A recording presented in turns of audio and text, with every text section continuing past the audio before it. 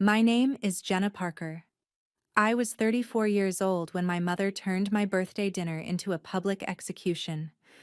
Not with a knife, not with blood, with a silver pen, a sealed folder, and one sentence that showed me exactly how much I was worth to the people sitting around that table. Sign it, Jenna. Tonight. The room went quiet so fast I could hear the ice crack inside someone's glass. I looked at the document in front of me. It was thick, legal, and already marked with little yellow tabs where my signature was supposed to go. I hadn't been allowed to read it. I hadn't been allowed to ask questions. I was just expected to obey, smile, and pretend this was love. "What is it?" I asked. My mother's face didn't move, but her voice dropped low enough to cut. "It protects the family." That was when I knew it didn't protect me. I reached for the first page, but she slapped her palm over it. Not hard enough to bruise, just hard enough to humiliate me in front of everyone. "You have always been difficult," she said. "Always ungrateful. Always convinced you were smarter than the rest of us." I looked around the table, waiting for one person to speak up. Nobody did. Then she stood, pointed toward the front door and screamed, "Get out!" The whole family backed her. No one blinked. No one followed me. And I didn't cry. I didn't beg. I simply picked up my coat, left my untouched birthday cake behind, and walked out knowing one terrifying thing. She had chosen that night because she thought I had nowhere else to go. Before I tell you what she said next, and what happened after I walked out, tell me, what time is it for you right now, and where are you watching from? I'm curious to see how far this story will travel. I sat in my car outside the gates for exactly 7 minutes. I know because I watched the dashboard clock change from 9:42 to 9:49, while the house behind me glowed like nothing had happened. Through the windows, I could still see shapes moving around the dining room. People were probably whispering. Maybe someone was laughing nervously. Maybe someone was already cleaning the cake off the table, erasing me like a stain. The old Jenna would have driven to a hotel and replayed every insult until sunrise. The old Jenna would have written a long message asking why my own mother hated me so much. But the woman sitting in that car had spent years preparing for one night she had never wanted to believe would come. I was not broke. I was not helpless. And I was not the confused daughter they thought they could corner. For 11 years, I had worked as a forensic maritime appraiser, the kind of specialist insurance companies called when yachts vanished, cargo ships burned, docks collapsed, and billionaires lied about what their assets were worth. I knew how to trace ownership through shell companies. I knew how to read contracts written to trap people. And 3 months earlier, I had sold my minority stake in a marine risk software company I had helped build quietly under a different holding name. My family thought I had a strange little consulting job. They had no idea that my payout had cleared into escrow 2 days before my birthday. They also had no idea that the document my mother wanted me to sign was not a birthday surprise. It was a financial ambush. At 9:52, my phone buzzed. It was an email from the closing attorney for Ravenwick Island Estate, a private island off the coast of Maine with a stone castle built by a shipping magnate in the 1920s. I had toured it 6 weeks earlier under an anonymous buyer profile, partly as an investment, partly as a dare to myself. The estate had been listed at 94 million, then reduced to 87 after a failed foreign bid. I had negotiated hard, paid for inspections, and kept the deal hidden because I wanted one place in the world that had never belonged to my mother. The email said, "Funds verified. Seller will execute final transfer at 8:30 a.m. tomorrow." I read that sentence 3 times. Then I laughed once. Not because it was funny, but because the timing felt almost cruel. My mother had just thrown me out of a house where every wall reminded me I was unwanted. The next morning, I would own an island castle outright, paid in full, No mortgage, no family trust controlled by her, no permission needed. That night, I did not drive to a hotel. I drove to a small office I kept near the harbor, unlocked a filing cabinet, and pulled out the copies I had made months before. Old company records, my father's death certificate, my mother's financial disclosures, and a sealed envelope my late father's former assistant had mailed me with a note that said, "Open this only when your mother asks you to sign something." I had been too afraid to open it before. My hands shook as I broke the seal.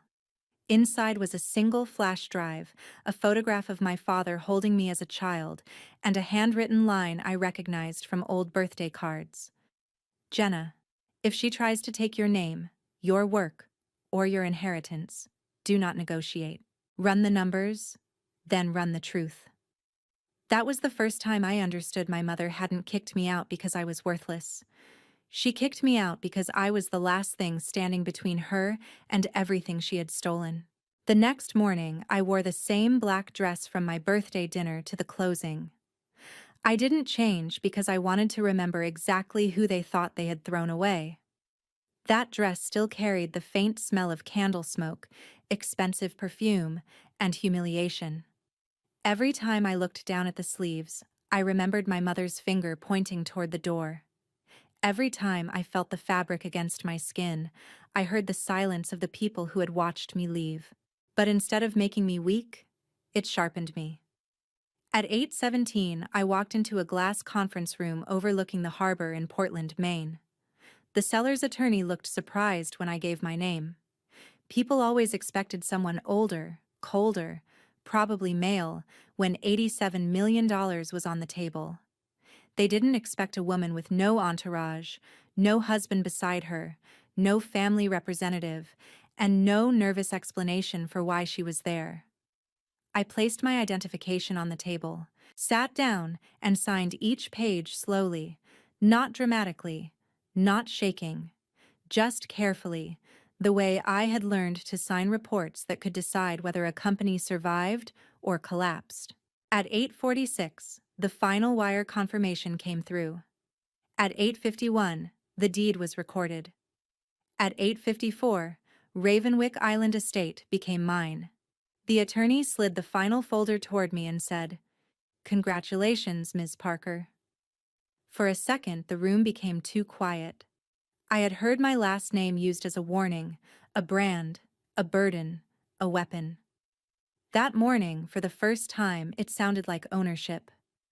The castle sat on a black rock island 12 minutes by boat from the mainland, with a private dock, a weather station, 6 guest cottages, a lighthouse, a boathouse, underground storage tunnels, and a main residence built from granite so dark it looked blue under storm clouds. It was absurd. It was beautiful. It was not a fantasy purchase made out of heartbreak.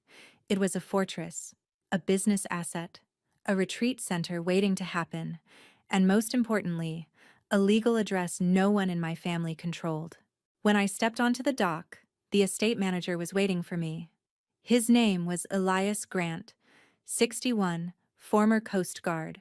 Quiet eyes, heavy wool coat, and the kind of posture that made him look as if even storms asked his permission before crossing the water.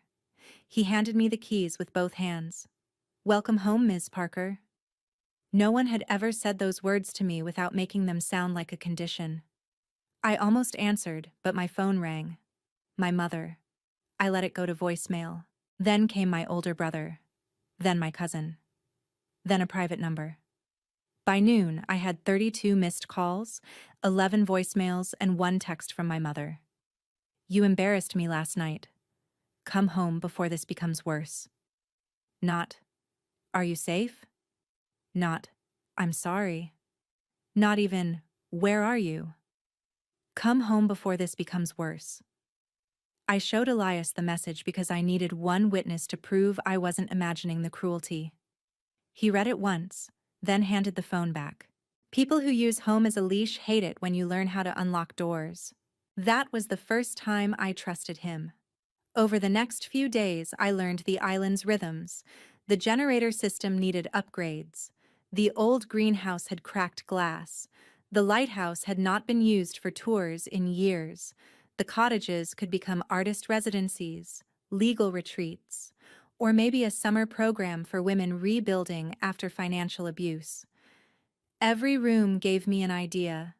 Every locked cabinet made me wonder what I had been too afraid to open in my own life. But peace did not arrive cleanly. It came in fragments between threats. My mother began sending messages through relatives, each one disguised as concern. "You're being impulsive? You can't manage a property like that. Everyone is worried about your mental state." Those phrases were not random, they were legal language. She was building a story that I was unstable.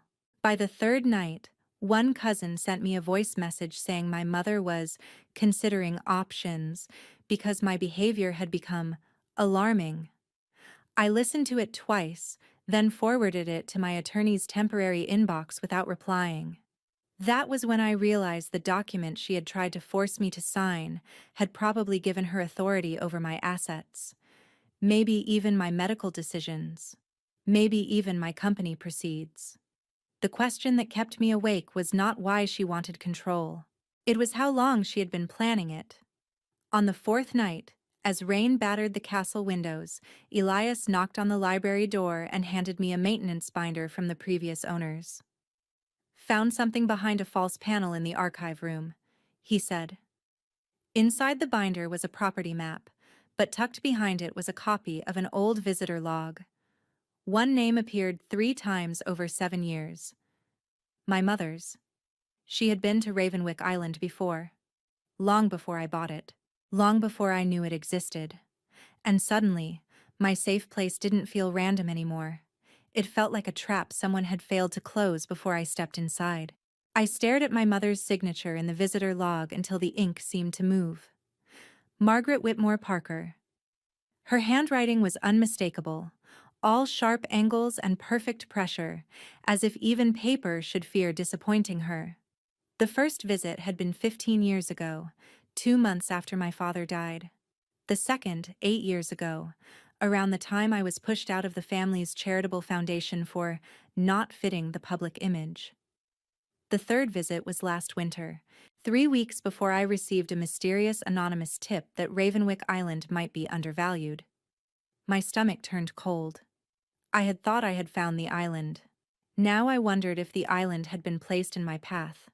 Was I the buyer, or had someone been guiding me toward a battlefield my father prepared years before I understood the war? Elias helped me search the archive room. Behind old ledgers, rusted keys, cracked leather trunks, and mold-smelling shipping maps, we found a locked metal document case marked with the name of the original shipping family.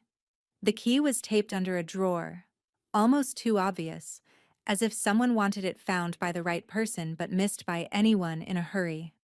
My mother was always in a hurry when something didn't belong to her. Inside were copies of meeting notes, wire records, photographs, and a letter addressed to my father. The letter was from a man named Charles Whitfield, an estate attorney who had represented several old New England families. It said my father had hired him to create an independent trust for me, separate from my mother, funded through maritime investments my father had made before his death. The trust was designed to release in stages: education at 21, seed capital at 25, full access at 35, or earlier if my mother attempted to claim legal control over me. I was 34, 1 year away. Unless last night counted as an attempt. My breath caught so hard it hurt. My father had known. Maybe not everything, but enough. Enough to build a legal shield for a daughter who didn't even know she needed one. Enough to create a trap for the woman who spent years pretending to be the grieving widow. In the document case, we found something worse. Copies of forged board minutes from my father's company, insurance settlement transfers, altered beneficiary paperwork, and handwritten notes linking my mother to a pattern of asset stripping after his death. She hadn't just been controlling, she had been stealing. From the estate, from the foundation, possibly from me. The discovery made the room feel smaller.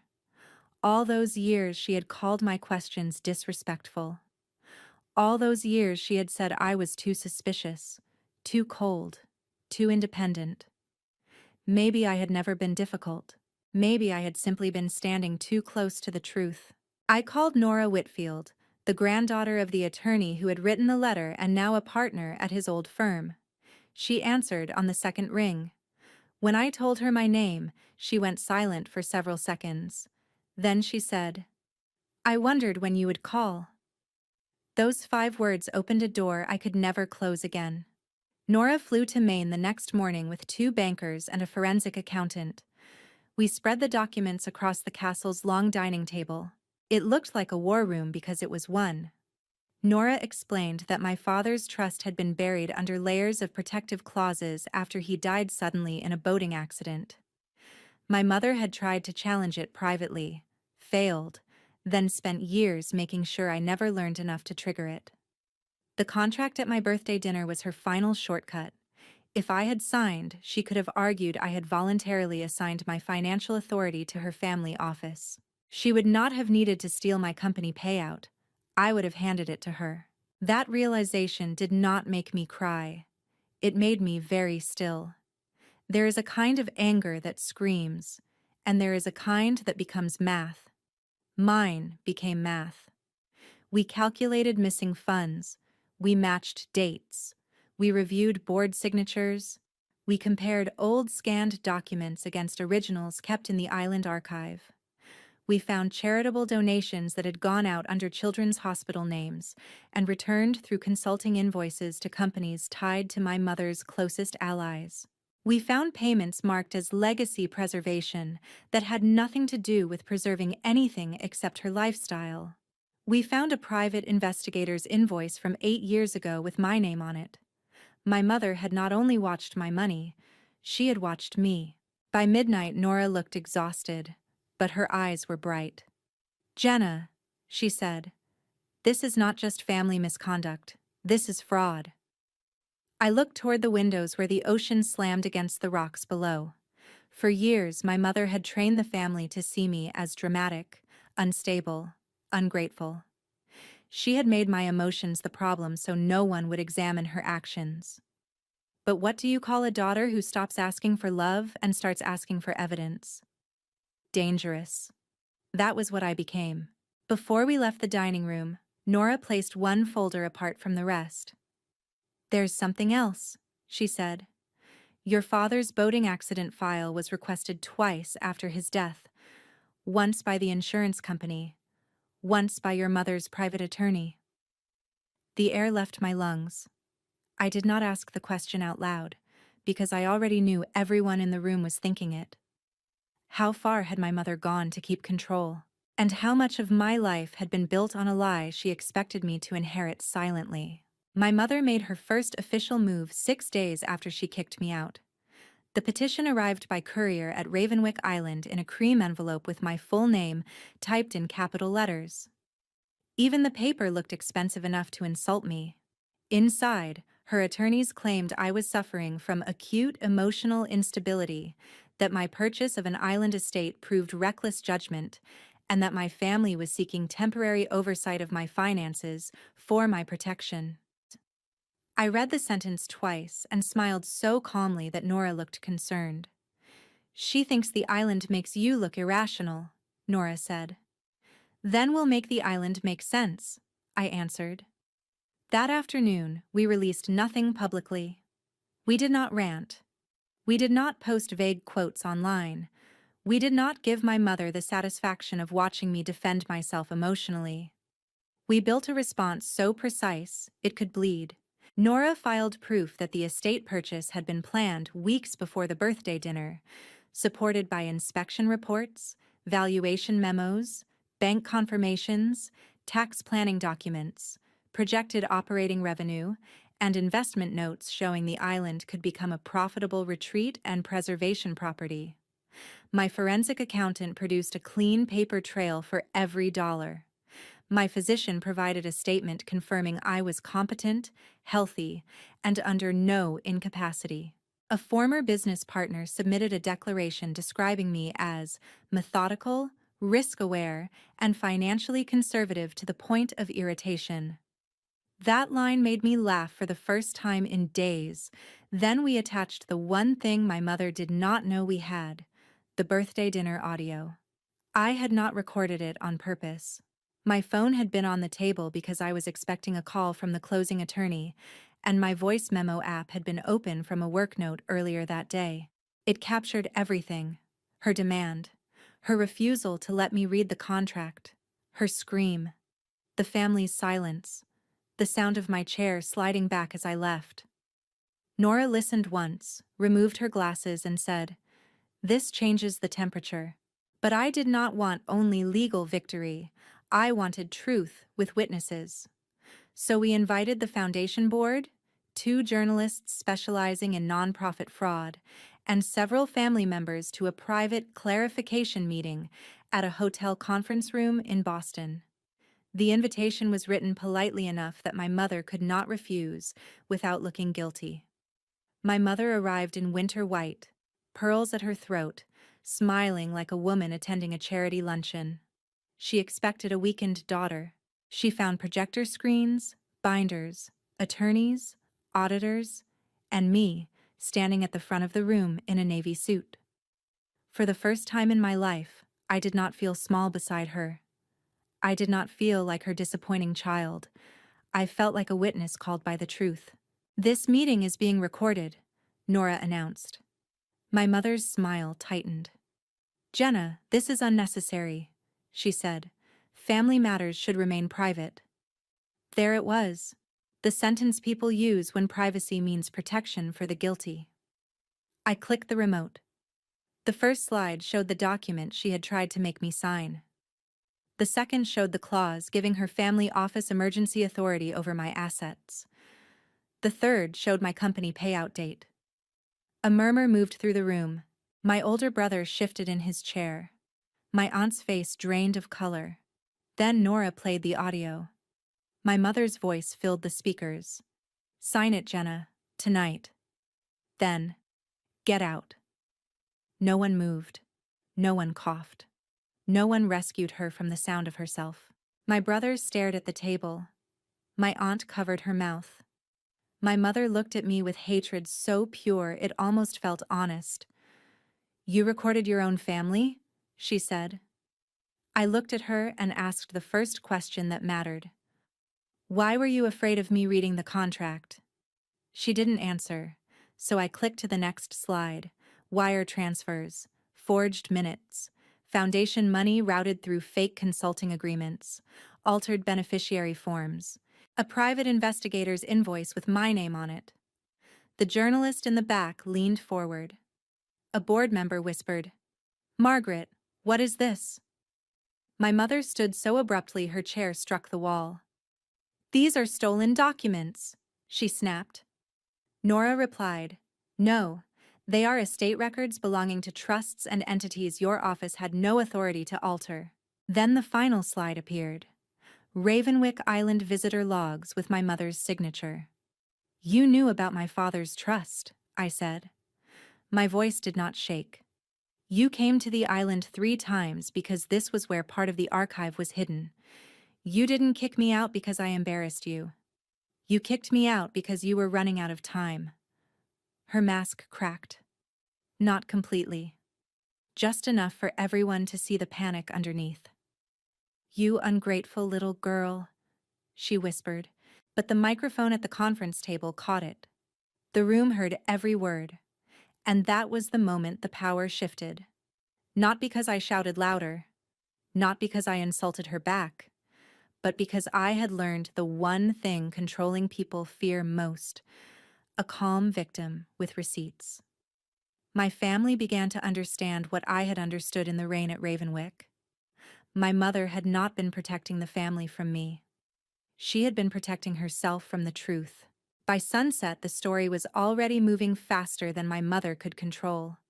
One journalist called it a private family dispute with public financial consequences. The second called it what it was: A charity fraud scandal tied to an attempted financial control petition against an adult daughter.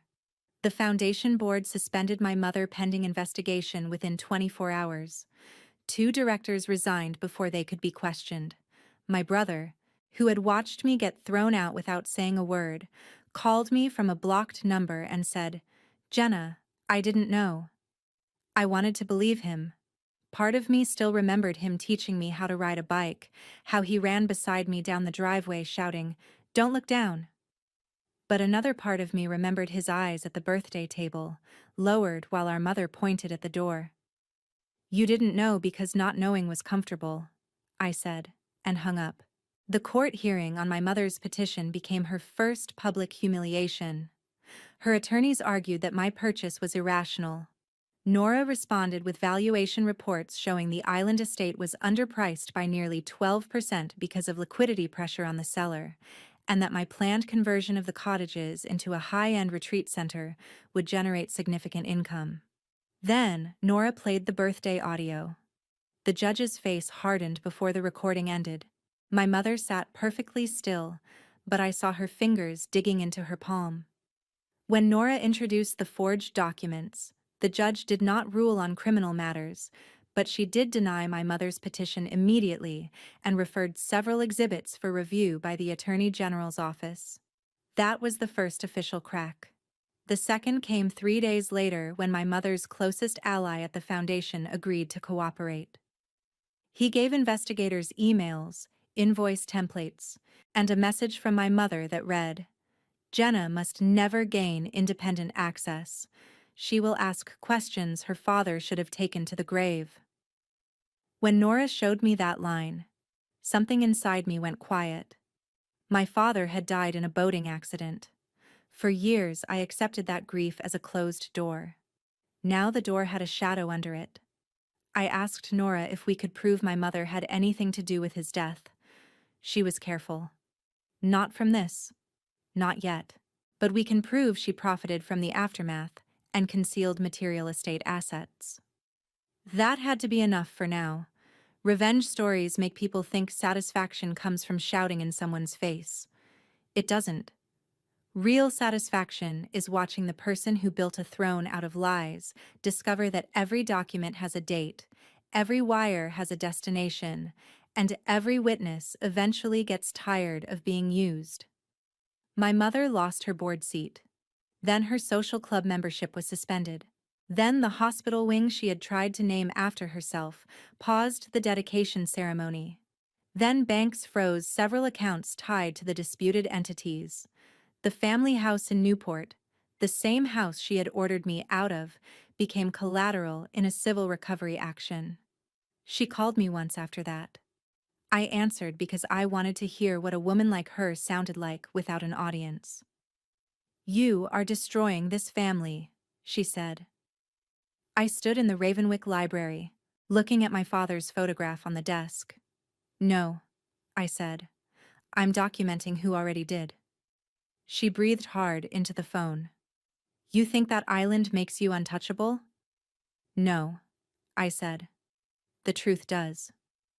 For once, she had no comeback. Her arrest did not happen like in movies. No dramatic screaming. No police dragging her down marble steps while cameras flashed. It happened quietly, at 7:10 on a Tuesday morning, when investigators served charges related to wire fraud, falsified nonprofit records, and attempted unlawful control of estate assets. The footage later showed her wearing sunglasses, holding her coat closed at the throat, refusing to look at reporters. My brother took a plea deal for minor participation after admitting he had signed documents he never read. My aunt resigned from every board she sat on. Cousins who once called me unstable started sending apologies that sounded like legal drafts. I did not answer most of them.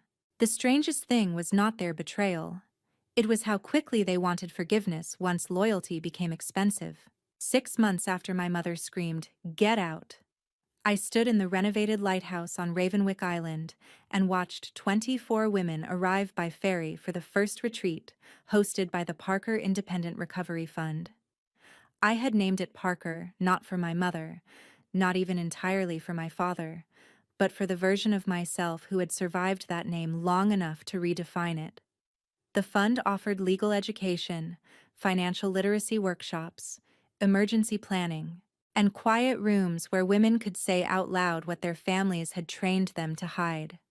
Some had been controlled by spouses, some by parents, some by adult children who treated inheritance like a weapon. None of them needed a castle to be free, but for one weekend, they got to stand inside one and be reminded that locked doors can open. Elias ran the island operations with the calm precision of a ship captain. Nora stayed on as counsel for the fund, the cottages filled with teachers, nurses, artists, accountants, and mothers who had forgotten they were allowed to want anything for themselves. On the first evening, I told them a softened version of my story, not because I wanted pity, because silence is where manipulation grows teeth. I told them that the night I was kicked out, my family thought humiliation would shrink me. Instead, it clarified me. I told them that money did not save me by itself. Evidence saved me. Preparation saved me. One honest attorney, one steady witness, one unopened envelope, and one decision not to crawl back saved me. My mother's case continued for months. She eventually pled guilty to several financial crimes to avoid a longer trial. She lost the Newport house, most of her personal fortune, and the public identity she had polished for 30 years. The society pages stopped calling her a philanthropist. The court documents called her defendant. I thought that would make me feel victorious every morning. It didn't. Some mornings I still missed the mother I wished she had been. I missed a woman who had never existed except in my hope.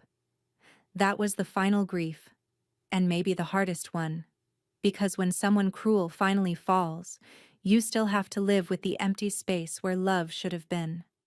My brother came to the island once after everything settled. He looked older, smaller, less certain that charm could save him. He apologized without excuses this time. I didn't hug him. I didn't slam the door either. I told him forgiveness was not a switch I could flip to make him comfortable. It was a road, and I had not decided whether he was allowed to walk it with me. He nodded. For once, he accepted an answer that did not serve him. That felt like progress. On my 35th birthday, I opened the final portion of my father's trust. Nora handed me the documents in the same castle dining room where we had once spread out proof of my mother's crimes. There was also one last letter from him. It was short. Jenna, I cannot choose your life for you. I can only leave you tools. Trust your mind, protect your name, build somewhere safe, but do not become stone to survive stone. I read that line many times. Do not become stone to survive stone. So I didn't. I turned Ravenwick into a place with open doors, careful boundaries, and records no one could secretly rewrite. I kept the birthday dress in a glass case in my office, not because I worship pain, but because I respect proof. Whenever someone asked why a woman would buy an $87 million island estate the morning after being kicked out by her own mother, I gave them the simple answer first. Because I could. Then I gave them the real answer. Because sometimes the door they throw you through becomes the border between the life they controlled and the life they can never touch again. And if you are listening to this while trapped at a table where everyone expects you to sign away your voice, remember this. Family is not proven by blood, last names, holiday photos, or the people who clap when someone powerful humiliates you. Family is proven by protection, by truth, by the courage to stand beside you when silence would be easier. My mother screamed, "Get out," because she thought exile was punishment. She never imagined it would become my inheritance.